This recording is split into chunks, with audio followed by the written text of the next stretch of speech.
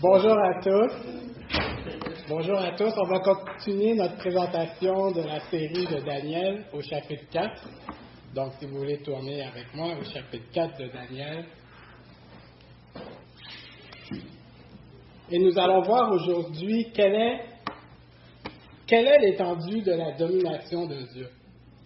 Jusqu'à quel point le contrôle de Dieu s'étend et jusqu'à quel point il va au-delà du contrôle que nous, les hommes, nous possédons.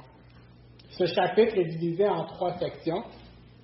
On va premièrement voir le détail du songe, l'explication du songe et finalement l'accomplissement du songe. Donc au verset 1 à 17, on va voir le détail du songe. Au verset 18 à 27, on va voir l'explication du songe.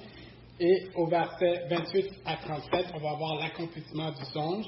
Et on va un peu regrouper les 2 premières sections ensemble.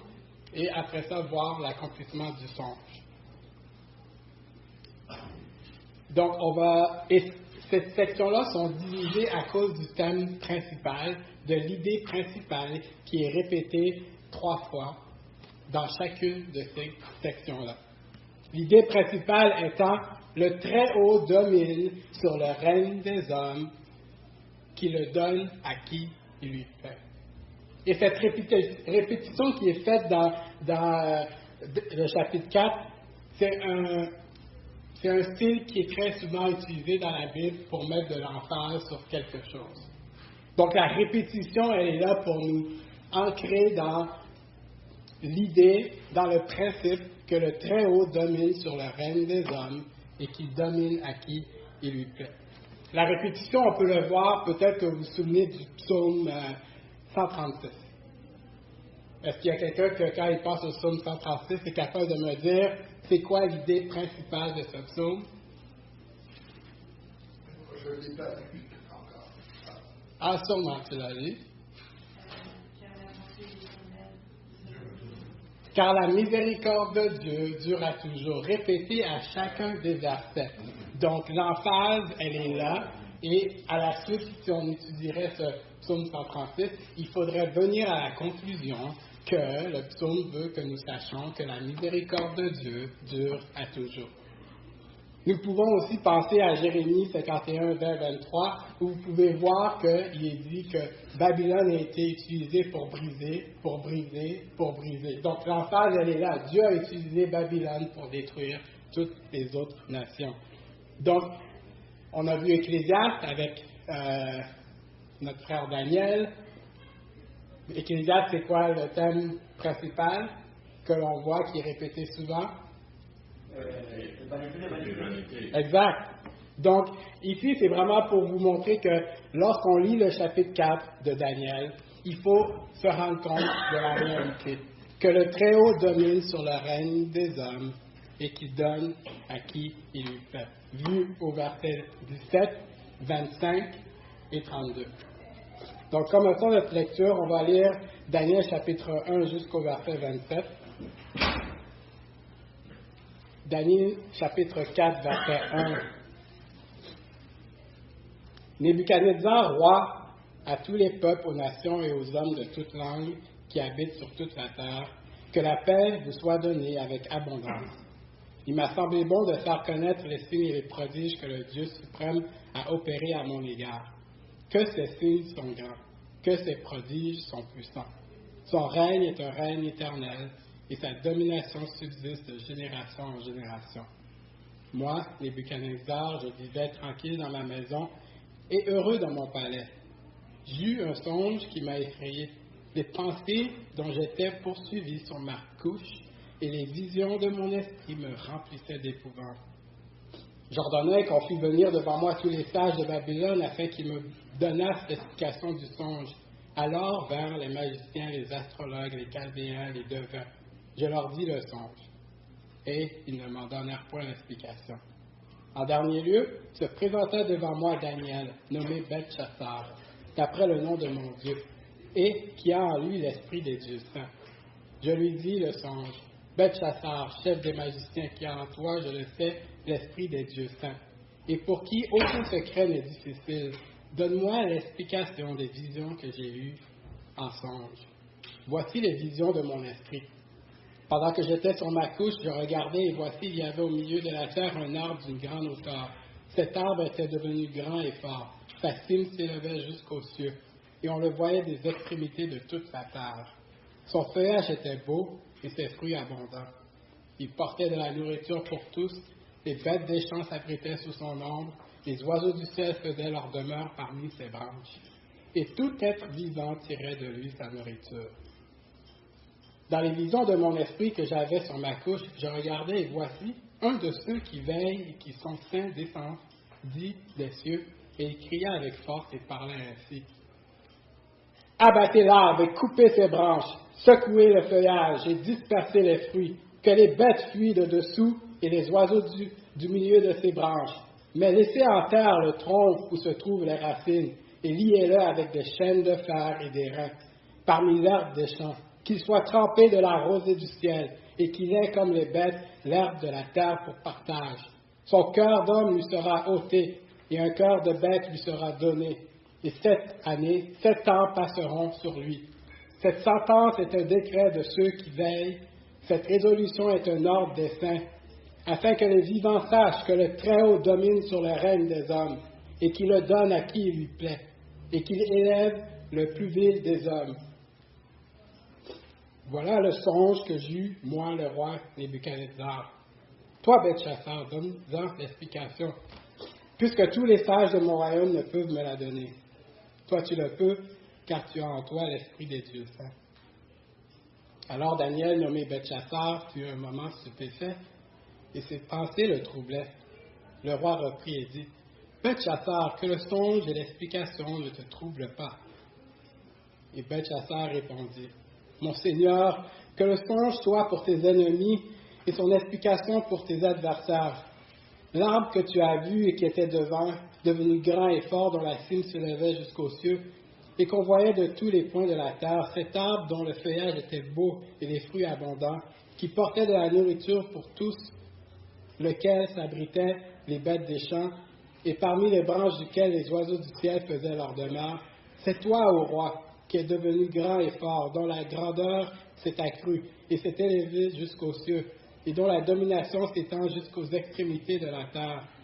Le roi a vu l'un de ceux qui veillent et qui sont saints descendre des cieux et dire, abattez l'arbre et détruisez-le, mais laissez en terre le tronc où se trouvent les racines, et liez-le dans des chaînes de fer et des reins parmi l'herbe des champs, qu'il soit trempé de la rosée du ciel et que son partage soit avec les bêtes des champs jusqu'à 7 ans soient passés sur lui. Voici l'explication au roi. Voici le décret du Très-Haut qui s'accomplira sur mon Seigneur le roi. On te chassera du milieu des hommes, tu auras ta demeure avec les bêtes des champs, et on te donnera comme au bœuf de l'herbe à manger. Tu seras trempé de la rosée du ciel, et 7 ans passeront sur toi jusqu'à ce que tu saches que le Très-Haut domine sur le règne des hommes, et qu'il le donne à qui il lui plaît.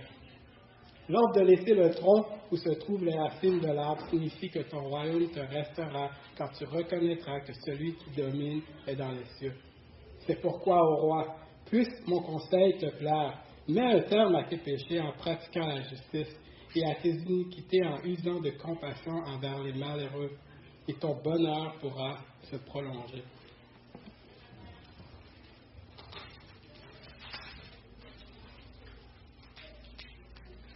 Désolé.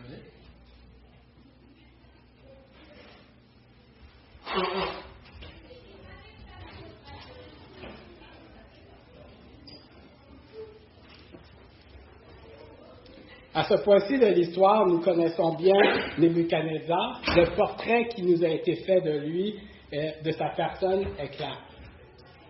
Nous savons l'homme le plus puissant de son époque. Dans l'histoire du monde, on pourrait même dire qu'il n'y en a pas eu beaucoup de gouvernements ayant le pouvoir que Nebuchadnezzar a possédé. Ce pouvoir, il a de telle manière qu'il peut, à ses propres mots, décider de la vie et de la mort de quelqu'un. De nos jours, si cela arrive, les gens le font en cachette. Nebuchadnezzar, il n'a pas besoin de ça. Il te veut mort, tu seras tué. Il n'a aucune gêne. Son pouvoir s'étend d'une manière considérable, comme on l'avait vu. Et ainsi, lorsque Nebuchadnezzar s'adresse à tous les peuples, aux nations et de tous les peuples, pour lui, sa domination est telle qu'elle s'étend jusque partout sur la terre. On peut comprendre alors que le message, quand Nebuchadnezzar parle, les gens écoutent.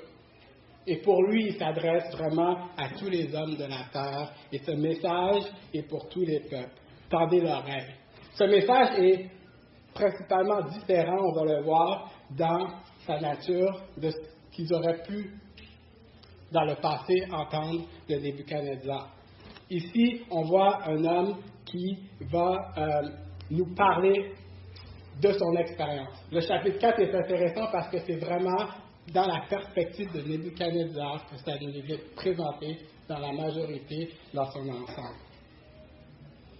Donc, Nebuchadnezzar parle, les gens sont tout oui, et ainsi on voit l'étendue de la renommée de Nebuchadnezzar. Le parcours de Nebuchadnezzar est quand même très intéressant parce qu'on sait que Dieu use d'une certaine patience envers lui et on sait que Dieu utilise Nebuchadnezzar, sous-entendu Babylone, dans son plan parfait.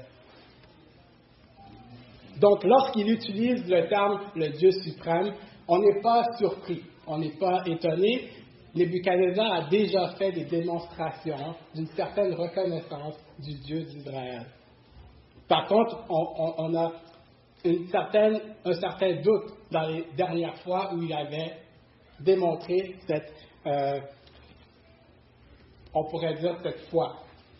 Mais on voit que, premièrement, Nebuchadnezzar a utilisé ces termes-là dans Daniel, comme on avait vu, Daniel 2,47. Il s'adresse à Daniel puis il dit « En vérité, votre Dieu est le Dieu des dieux et le Seigneur des rois. » La semaine passée, avec Dany, on a vu au chapitre 3, verset 28-29, il dit à Shadrach, Meshach et Abednego, « Il n'y a aucun autre Dieu qui puisse délivrer comme lui. » Et bien sûr, on serait porté à vouloir dire « Amen » avec Nebuchadnezzar, mais en même temps, on possède comme un genre de doute sur la sincérité qu'il a par rapport à ça. Donc, lorsqu'il utilise le Dieu suprême, ce n'est pas étonnant dans son vocabulaire. Deuxièmement, pourquoi on doute de la sincérité du roi? C'est parce qu'on sait que les visions que Dieu lui a annoncées, il n'y croit pas. Il ne croit pas à la réalisation de ces visions-là.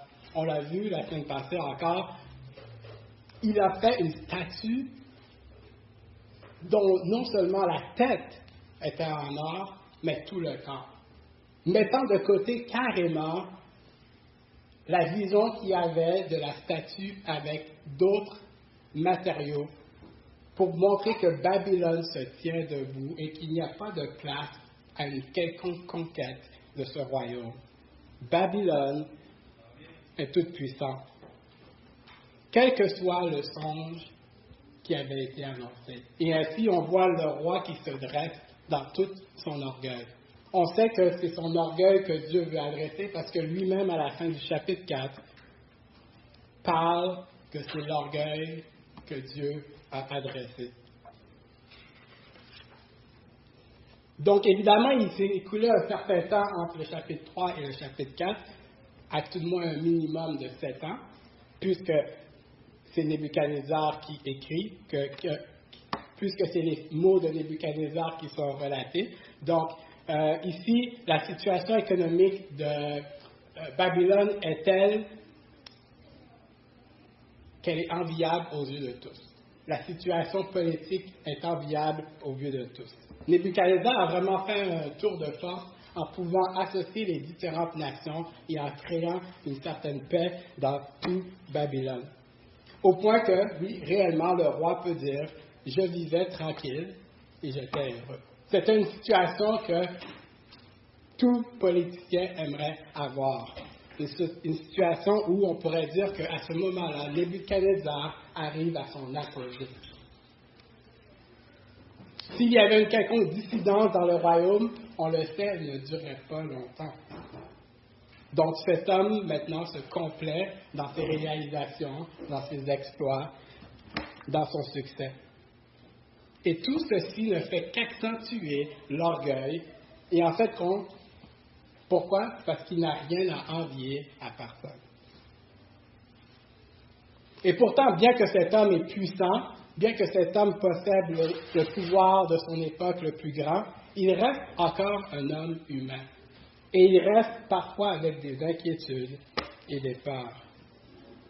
Remarquons qu'ici, c'est la seconde fois que Nebuchadnezzar parle que son esprit est troublé après avoir reçu un songe. Mais ici, l'état de son âme est à un niveau plus élevé. Il est effrayé et apeuré. Donc, qu'est-ce qui peut produire en lui cette expression de peur? Est-ce que les images du songe, lorsqu'il a contemplé, c'est sûr qu'il a décrit, mais est-ce que dans la vision, la manière qu'il a vue et la manière qu'il décrit, c'est probablement différent? Est-ce que c'est les images qui étaient troublantes? Est-ce que c'est l'aspect qu'il a peut-être s'est rendu compte que ça avait rapport à lui, mais il ne pouvait pas comprendre à quel point que ça le touchait? Mais ce qui était sûr, c'est qu'à la suite de cela, il était effrayé, il était rempli d'épouvante. Je fais une parenthèse maintenant pour vous dire que Daniel a exprimé les mêmes sentiments au chapitre 4, verset 19. Daniel, à la réalisation de ce qu'il comprend de ce qui arrive dans le rêve, exprime la même épouvante, la même frayeur. Nous y reviendrons. Ainsi, à la suite de cette réaction au civil, on aurait pu penser que le roi aurait changé sa manière de procéder pour connaître qu'est-ce qui se passe dans le songe. Mais non, c'est la même stratégie qui est faite. Il appelle toute la cohorte de sages. Encore un signe qui n'a pas reconnu que Dieu lui-même est celui qui relève les songes. Donc, tout le monde vient, toute la cohorte de sages, les magiciens et les chaldéens, les astrologues, les devins. Et il semble que chacun passe à tour de rôle, essayant de trouver une quelconque explication à ce songe. Cette fois-ci, ils sont, d'une certaine manière, favorables parce qu'ils ont le songe. On se souvient, la première fois, il fallait même qu'ils devinent les propos du songe. Mais là, cette fois-là, ils l'ont. Donc, quelqu'un aurait pu inventer de quoi? Oui. Peut-être qu'il inventait des choses parce qu'il savait qu'il allait se faire tuer s'il ne répondait pas. Mais le roi, il savait ce qu'il racontait peut-être c'était pas correct. Ouais. Et quand il a su par Daniel l'explication, il a dit celui-là est bon. Ouais. Donc c'est ça, c'est toute cette dynamique-là que l'on a. Et ces groupes-là auraient pu dire au roi tout de suite, appelle Daniel, laissons Daniel passer tout de suite. Fait qu'on voit que autant le roi que sa cohorte vivent dans une certaine incrédulité de toute la présence, de toute la manifestation des accomplissements que Dieu avait fait déjà à travers Daniel. Et évidemment, vient le tour de Daniel. Donc, notons que malgré son épouvante aussi, le roi n'use pas non plus de manière drastique. Donc, il n'y a personne qui va être mis à mort. Donc, ici, un fait intéressant, c'est la description qui est faite à propos de Daniel. Donc, il faut savoir que le chapitre 4 est écrit en araméen, et Daniel n'est pas complètement écrit en araméen, mais il y a des portions qui sont écrites soit en araméen et en hébreu. Je vous rassure, je ne parle pas l'araméen. Donc ici, on va se fier aux spécialistes de cette langue-là. Mais dans la manière que le roi interprète qui est Daniel, il dit qu'il a en lui l'esprit des dieux saints. L'esprit des dieux saints. Et plus tard, on va voir, il va encore dire l'esprit des dieux saints. Donc, il y a une certaine ambiguïté dans la signification qui est amenée à propos de Daniel possédant l'esprit des dieux saints. Parce qu'il est possible d'avoir deux significations. Premièrement, il est possible de traduire des dieux saints, parce que nous savons que les Babyloniens étaient polythéistes. Donc, le roi s'adresse en lui disant, tu possèdes un des esprits d'un de ces dieux-là. Et il est possible aussi que la signification veut dire du Dieu d'Israël, du Dieu saint. Dans le sens que, autant en araméen qu'en hébreu, la forme plurielle peut être utilisée pour parler de Dieu. Et ici, c'est ce qui se passe. C'est pour ça que la traduction, elle est ainsi, c'est que la forme plurielle de Dieu est utilisée. Donc, un des commentaires dit que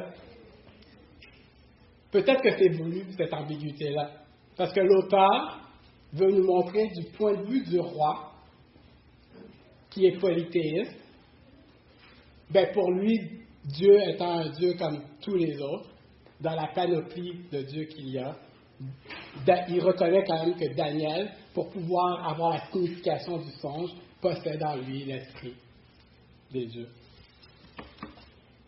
Par contre, du point de vue de l'auteur et de son audience juive, il sait que pour que Daniel puisse comprendre le songe, le rêve, il faut que ça provienne de Dieu. Donc ici, on pourrait lire Belchassar d'après le nom de mon Dieu, qui a en lui l'esprit du Dieu saint. L'esprit du Dieu saint. Et pour nous, c'est évident que si Daniel peut connaître ce songe, c'est parce que Dieu lui en a donné la capacité. Amen. Je voulais savoir qui a donné le pouvoir à quelqu'un de tirer de faire beaucoup de balles. Et puis après, sans rien arriver, qui a donné ce pouvoir-là? On voit que oui. À tout le moins, moi, je ne vois pas de misère à l'étendre à tous, mais si on regarde juste Nebuchadnezzar, tu peux regarder dans Jérémie chapitre 9, et tu vas voir que Dieu dit lui-même qu'il utilise Babylone pour tuer, pour juger. On l'avait vu aussi, Matthieu, Dany nous en avait parlé, que Dieu avait utilisé Babylone pour juger, et qu'eux-mêmes seront par la suite jugés. D'autres nations viendront par la suite pour être jugées. Est-ce que Dieu peut utiliser quelqu'un maintenant pour faire ce dimanche à quelqu'un? Donc, je vais continuer et peut-être que ça va répondre à la question. Et si jamais je n'ai pas répondu à la question, tu peux relever ta main et on y répondra. Mais ça revient à la question du début. La question du début qui est juste quelle est l'étendue de la domination de Dieu? Quelle est l'étendue du contrôle de Dieu? Et ainsi, on va maintenant voir autant l'explication que la description du songe.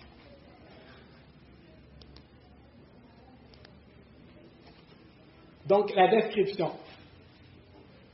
Donc, on a les éléments du songe et on a la description que Nebuchadnezzar fait du songe. On a Daniel qui reformule le songe. D'une certaine manière, on voit que Daniel a bien écouté ce qui est le songe. Mais rappelez-vous, la répétition, elle est là pour nous dire que le songe va réellement arriver. Il n'y a pas de doute là dans l'esprit. Dieu le répète 2 fois. Et le fait que l'accomplissement est comme une répétition de cela, c'est juste pour affirmer encore une fois que le songe est bien et bien arrivé. Donc ici, on voit une répétition des deux pour montrer la certitude de ce qui va arriver. Donc ici, on a un arbre. Un arbre qui représente, oui, Nebuchadnezzar, mais encore, rappelons-nous, Nebuchadnezzar fait foi de Babylone. Et un arbre est souvent utilisé pour représenter un royaume. Vous vous souvenez, Jésus a utilisé l'image de l'arbre pour représenter le royaume des cieux, comme une graine de sénévé qui pousse et qui habite les gens. On va voir que cette image-là est quasiment similaire dans la représentation qui est faite de Babylone de Nebuchadnezzar. Cet arbre, il est grand et il est fort.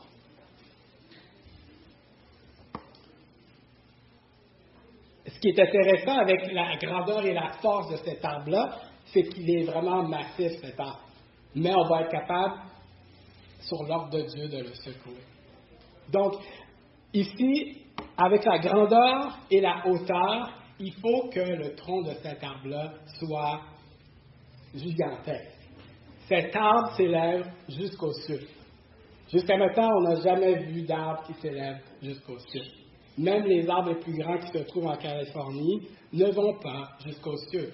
Donc, à mesure que la hauteur de l'arbre s'élève, à mesure que le tronc doit s'élargir. Vous avez peut-être déjà vu des images de gens qui font le tour des arbres les plus grands sur la terre, et il faut plusieurs personnes pour faire le tour de ce tronc. Et ici, c'est la représentation même de la force et de la hauteur. Évidemment, un arbre aussi haut, qu'est-ce qui arrive? C'est qu'on peut le voir de loin. Mais cet arbre-là est tellement haut dans toute sa visibilité qu'on le voit jusqu'aux extrémités de la terre. C'est la portée de l'étendue qu'a Babylone présentement. Son feuillage, il est beau. Et il donne des fruits en abondance. Ici, on parle d'une métropole selon laquelle il n'y avait pas rien de mieux et rien de mieux fait dans le temps. Les richesses sont là et ça foisonne et ils sont capables de faire ce qu'ils veulent. Ici, on voit l'Euphrate qui traverse Babylone, la ville. Et dans sa conception ici, c'est ingénieux. L'eau étant la source la plus importante dans plusieurs manières de construire une ville, d'où les raisons qu'on a souvent des villes qui sont parties à partir de l'eau, qui sont restées à côté de l'eau à cause de l'essentiel. Et ainsi, on voit l'ingéniosité de la structure de la ville elle-même, Babylone, qui devient ainsi impénétrable. La ville était entourée d'eau et la muraille faisait l'épaisseur de 3 murs. Donc, on voit vraiment la splendeur. Et Daniel nous dit, cette description de cet arbre-là, c'est Nebuchadnezzar. C'est une splendeur incroyable. Par la suite, on voit un peu les bienfaits que produit une telle splendeur. Il y a de la nourriture pour tout le monde. Et évidemment, quand on sait qu'un milieu est aussi foisonnant, qu'est-ce qu'on veut faire? On veut y habiter. On peut le voir avec, ici, l'immigration. Les gens veulent venir au Canada parce qu'ils perçoivent que c'est un meilleur lieu pour eux, comme les bêtes des champs qui viennent sous le feuillage, ou les oiseaux du ciel qui font leur présence, pour obtenir une certaine protection de Babylone. Et ainsi, on voit que la portée est encore universelle. Et c'est ce qui arrive, et on le voit, Babylone a différentes nations, différents gens qui viennent ici et là pour obtenir une protection de ce lieu.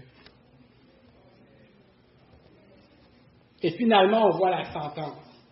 Donc, il y a un ange qui vient et qui dit que tout cela va arriver à un terme. Et ça, c'est un ordre qui vient de Dieu lui-même. Donc, on comprend que la manière que, quand Daniel nous explique le rêve, que vraiment, ça vient du Très-Haut. Donc, il y a des styles qui sont utilisés pour parler de celui qui veille, celui qui est dans les cieux, mais on comprend à travers Daniel qu'on parle vraiment de Dieu, le Très-Haut, qui donne cet ordre. Évidemment, si vous abattez l'arbre, tous les gens qui sont venus, tous les animaux qui sont venus s'y réfugier vont partir. On peut peut-être avoir l'image. Vous savez, quand on coupe un arbre, souvent, ils montrent des oiseaux qui s'en vont ou des trucs comme ça. C'est la dispersion instantanée devant la réalisation de ce qui se passe que le roi est en train de devenir fou, de devenir à un tel point qu'il est comme une bête. C'est ce que Daniel nous dit que ça veut dire. Le tronc sera laissé. Et encore là, le cœur de cet homme, donc on voit comme une personnification de l'arbre, et là on comprend que l'arbre doit représenter quelqu'un. Le cœur de cet homme lui sera ôté, et un cœur de bête lui sera donné. Et pas seulement pendant un jour, une semaine, un mois, un an, non, pendant 7 ans, qui représentent 7 années. Sera tout le temps que cet homme aura en lui un cœur de bête.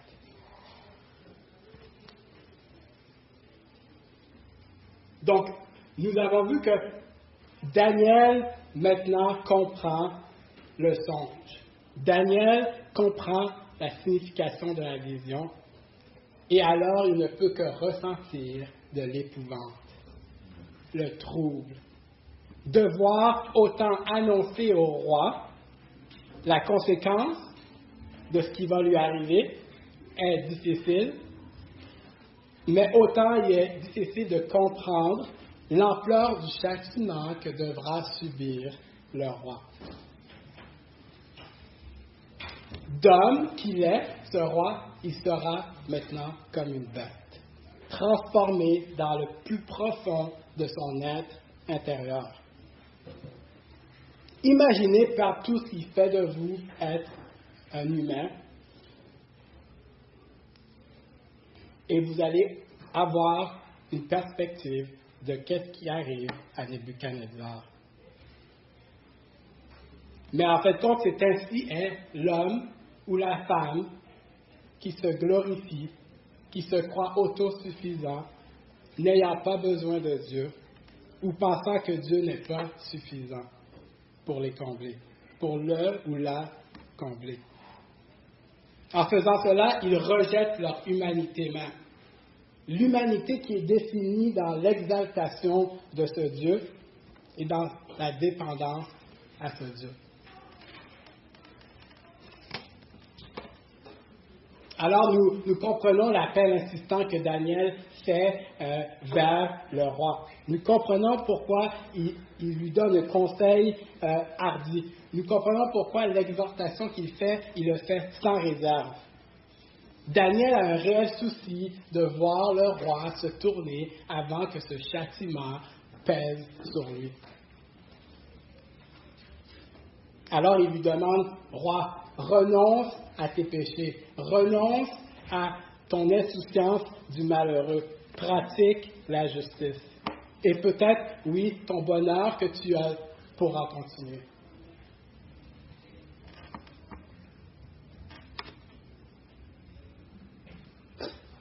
Cependant, vient quand même l'application du songe. Toutes ces choses se sont accomplies sur le roi Nebuchadnezzar. Lisons Daniel 4, verset 28 jusqu'à la fin. Daniel 4, verset 28 jusqu'à la fin.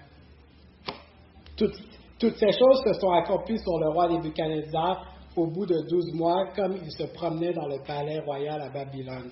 Le roi prit la parole et dit, « N'est-ce pas ici Babylone la grande que j'ai bâtie comme résidence royale par la puissance de ma force et pour la gloire de ma magnificence? » La parole était encore sur la bouche du roi qu'une voix descendit du ciel. « Apprends, roi Nebuchadnezzar, qu'on va t'enlever le royaume. On te chassera du milieu des hommes. Tu auras ta demeure parmi les bêtes des champs. On te donnera comme aux bœufs de l'herbe à manger. Et 7 ans passeront sur toi jusqu'à ce que tu saches que le Très-Haut domine sur le règne des hommes et qu'il donne à celui qui lui plaît. » Au même instant, la parole s'accomplit sur Nebuchadnezzar.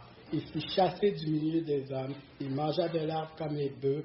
Son corps fut trempé de la rosée du ciel, jusqu'à ce que les cheveux crussent comme les plumes des aigles et ses ongles comme ceux des oiseaux.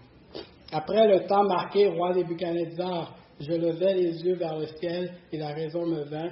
J'ai béni le Très-Haut, j'ai loué et glorifié celui qui vit éternellement, celui dont la domination est une domination éternelle et dont le règne subsiste de génération en génération. Tous les habitants de la terre ne sont à ses yeux que néant.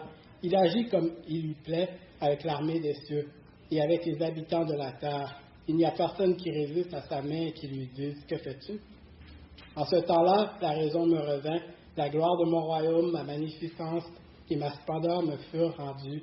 Mes conseillers et mes grands me redemandèrent. Je fus établi dans mon royaume et ma puissance ne fit que s'accroître. Maintenant, moi, Nebuchadnezzar, je loue, j'exalte et je glorifie le roi des cieux, dont toutes les œuvres sont vraies et les voies justes, qui peut abaisser ceux qui marchent avec orgueil.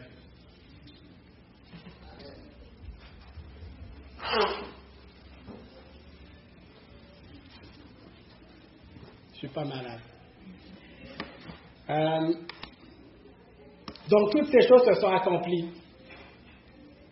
Comme Dieu l'avait décrété, le roi Nebuchadnezzar va devenir comme une bête. Donc, on peut se poser la question, quoi, après toute l'insistance de Daniel, après tout ce que Daniel lui a dit, le roi a fait fi de ce qui lui avait été annoncé, malgré la peur qu'il avait éprouvée, qu'il avait ressentie, il n'a pas trouvé bon de se détourner de son péché, il n'a pas trouvé bon de prendre soin du malheureux, il n'a pas trouvé bon de pratiquer la justice. Alors Dieu doit nécessairement résister aux orgueilleux. Le roi a 12 mois.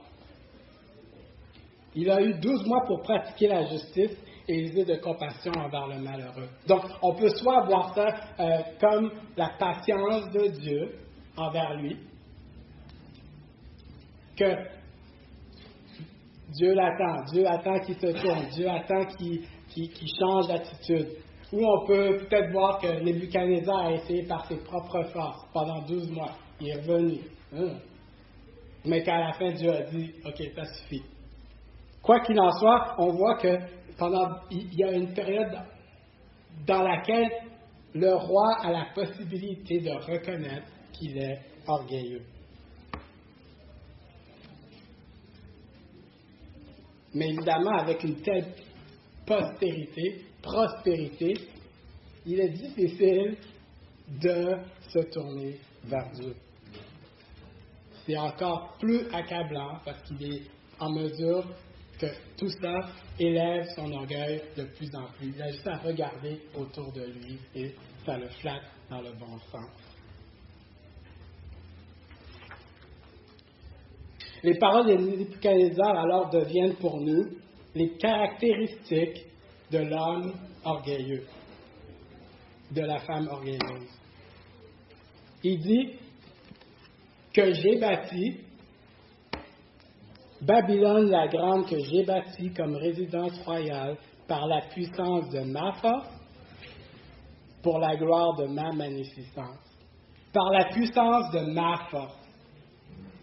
Son intelligence, ses capacités, son autosuffisance lui a permis d'avoir l'intelligence pour ordonner tout ce qui est de Babylone et principalement la ville.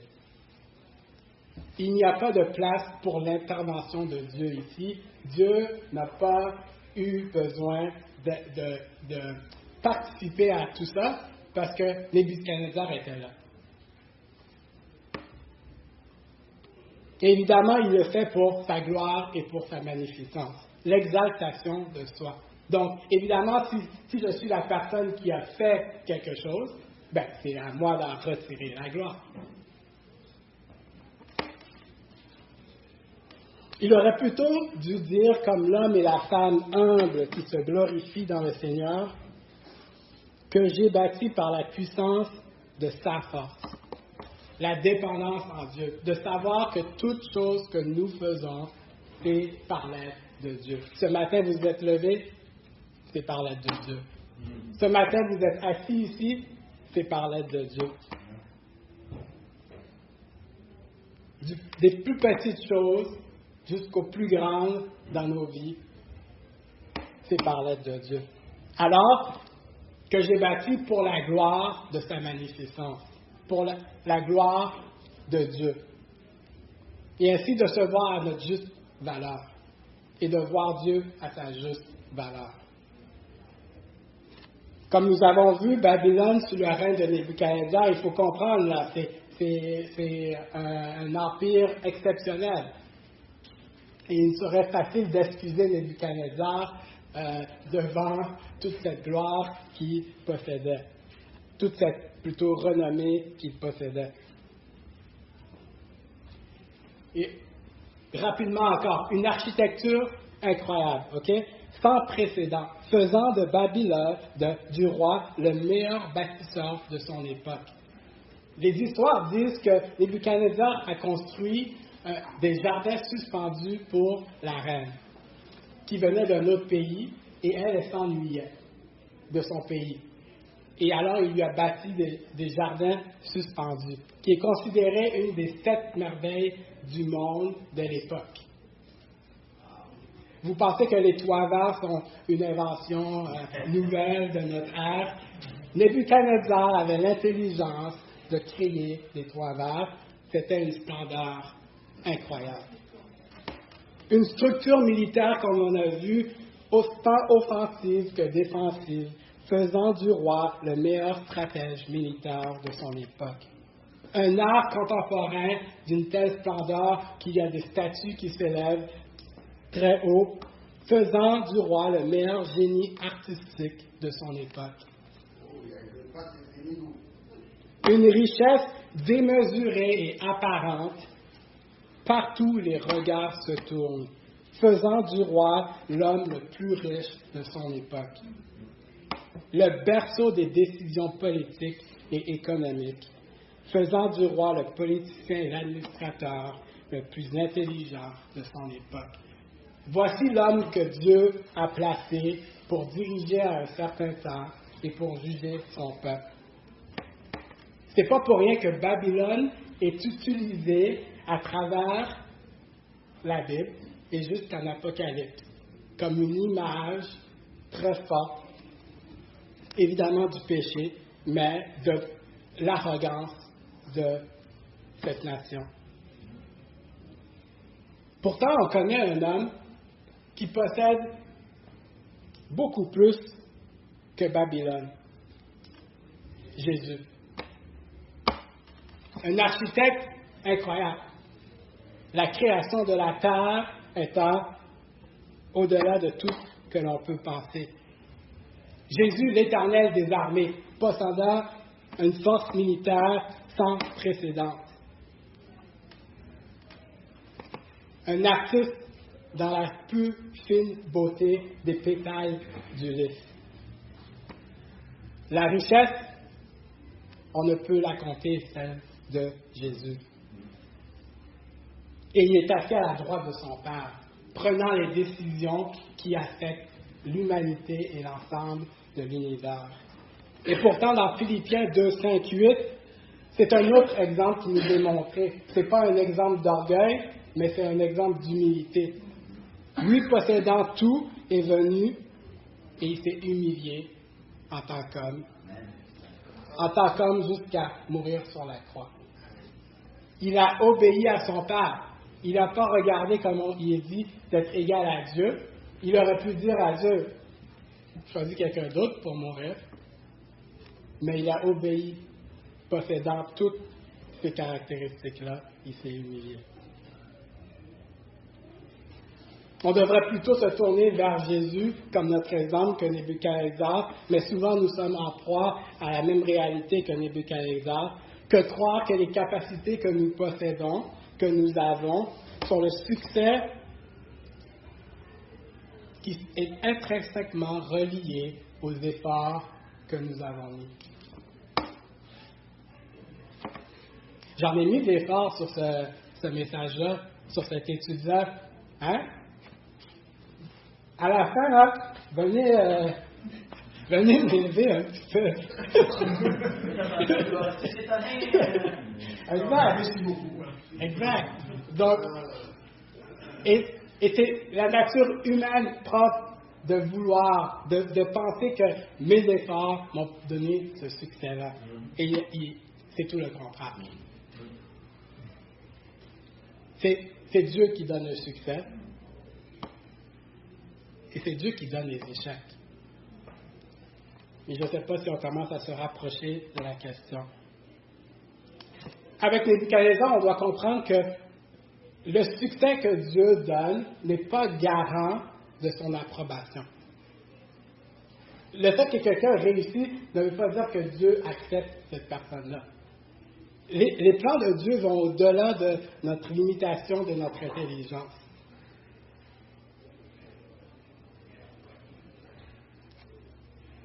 Et c'est précisément là, ça que le roi n'a pas compris. Il n'a pas vu qu'il avait besoin de Dieu. J'ai réussi parce que je suis le meilleur. Vous avez déjà entendu ça? Je suis meilleur en... Et ainsi, il devient évident que c'est nos capacités qui nous ont permis d'arriver là où on est. Donc, évidemment, on s'attend à ce que les gens viennent nous féliciter pour nos capacités. Et lorsqu'ils ne le font pas, qu'est-ce qui arrive? On est déçus, fâchés, etc. Mais l'humilité, en fin de compte, fait le contraire. L'humilité fait qu'on voudrait que les gens viennent et réalisent que ces capacités-là, c'est Dieu. Et qu'à la fin, ils rendent gloire à Dieu. Un commentaire disait que c'est comme si vous avez un ami qui compose de la musique. Vous le prenez et là, vous le donnez à quelqu'un d'autre, vous dites « Ah, j'ai composé ça ». Comment vous pensez que cet ami se sent? C'est la réalité de nos vies avec Dieu. Tout ce que nous faisons, c'est par l'aide de Dieu. On ne peut pas en retirer de gloire. Il faut le donner à Dieu. Donc, toute capacité est une grâce non méritée. Ainsi, il devient évident que nous voulons alors que les gens louent Dieu. L'orgueil est tellement pernicieux qu'il se couche à nos portes. Et un commentateur a dit qu'il est facile pour nous de voir l'orgueil du fort. Parce que l'orgueil du fort, c'est celui qui pense que la grâce de Dieu n'est pas nécessaire. Pourtant, le faible aussi peut être orgueilleux. Parce qu'il pense que la grâce de Dieu n'est pas suffisante. Et on peut voir ça peut-être dans l'exemple, Jésus ne pourra jamais me pardonner de ce péché. C'est l'orgueil qui crée ça parce qu'on est en train de dire que la force de la mort de Jésus sur la croix pour les péchés présents, passés et futurs ne peut pas pardonner celui-là. Et ainsi, on vient à rejeter la dépendance qu'on doit avoir autant en Dieu, en Jésus, et que c'est lui qui contrôle tout.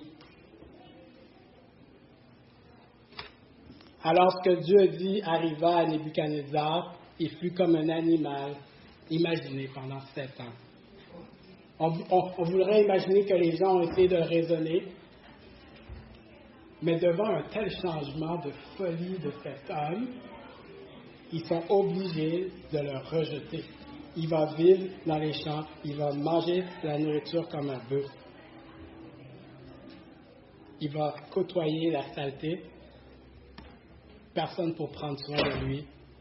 D'homme prestigieux qu'il était, il est maintenant un fou. Et regardez la bonté et la grâce de Dieu toujours là présente.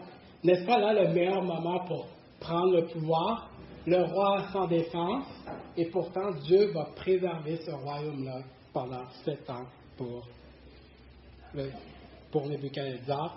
Et encore on voit, Dieu n'a pas choisi quelqu'un d'autre pour ce royaume-là, donc aucune personne ne peut prendre ce royaume-là. Finalement, on voit que Dieu domine les cœurs. Donc, loin de moi l'idée de vous faire saisir l'étendue de la domination du contrôle de Dieu. Mais cette domination-là, on le voit, va jusqu'au cœur de l'homme.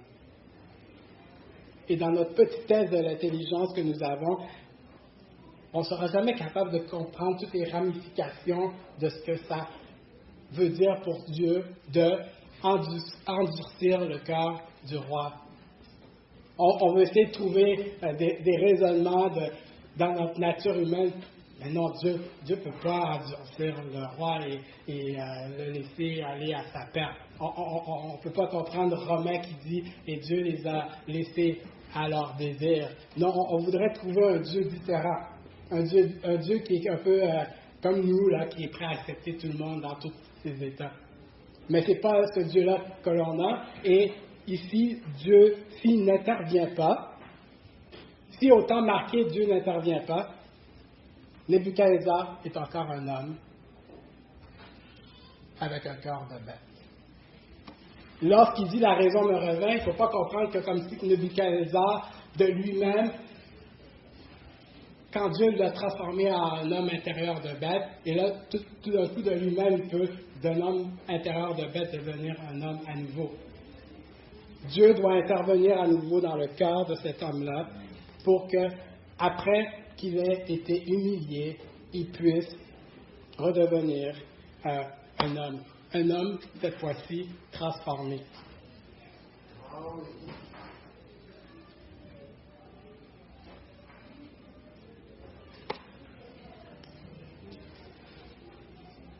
Et ce temps qu'il a passé a été le temps où il a pu considérer sa condition misérable.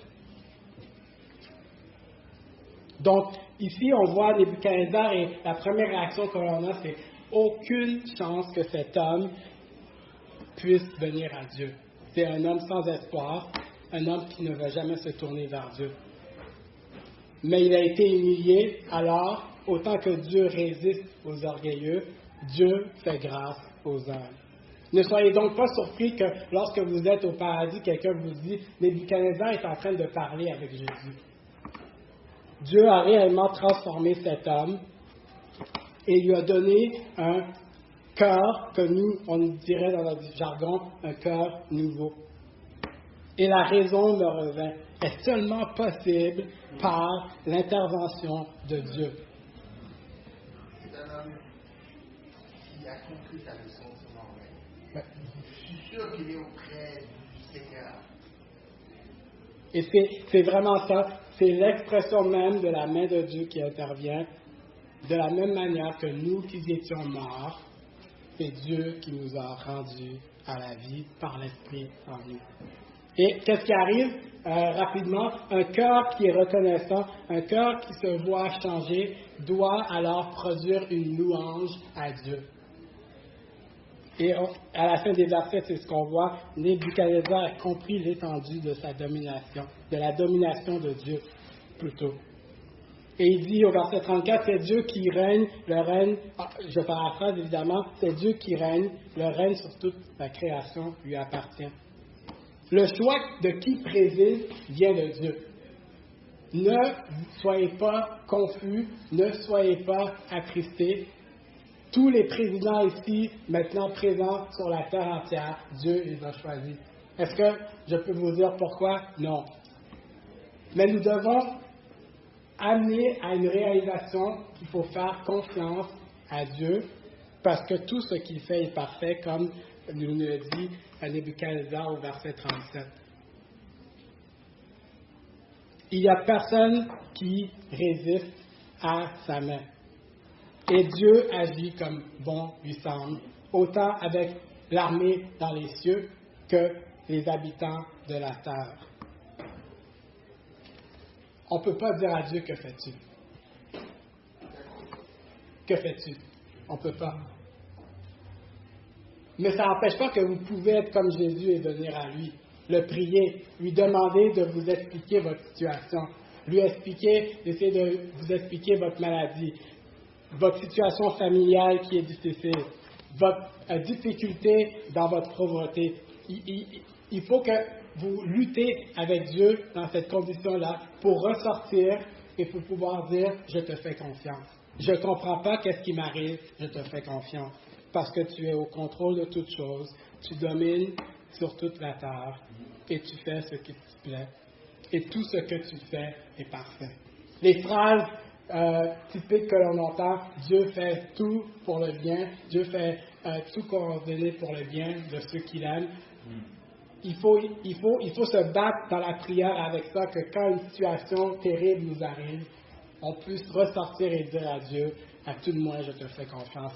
Comme Jésus qui s'est battu avec son Dieu, mais qui à la fin a dit, je te fais confiance. Ainsi comme Nebuchadnezzar, nous glorifions-nous dans le Seigneur, dans l'œuvre accomplie sur la croix par Jésus, qui nous donne accès au Père, qui efface la dette de nos péchés, qui nous donne l'espérance d'être pour toujours dans sa présence. Ainsi parle l'Éternel, que le sage ne se glorifie pas de sa sagesse, que le fort ne se glorifie pas de sa force, que le riche ne se glorifie pas de sa richesse, mais que celui qui veut se glorifie d'avoir de l'intelligence et de me connaître, de savoir que je suis l'Éternel, qui exerce la bonté et le droit et la justice sur la terre, car c'est à cela que je prends plaisir, dit l'Éternel. Prions.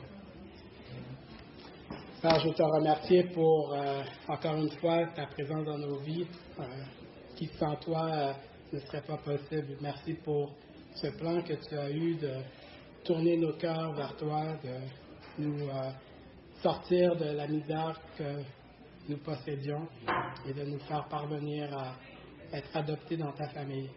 Donne-nous de te remettre, premièrement, le contrôle de nos vies, de te faire confiance. Donne-nous de te glorifier toi, de dépendre de toi dans tout ce que nous faisons. En ton nom, Amen.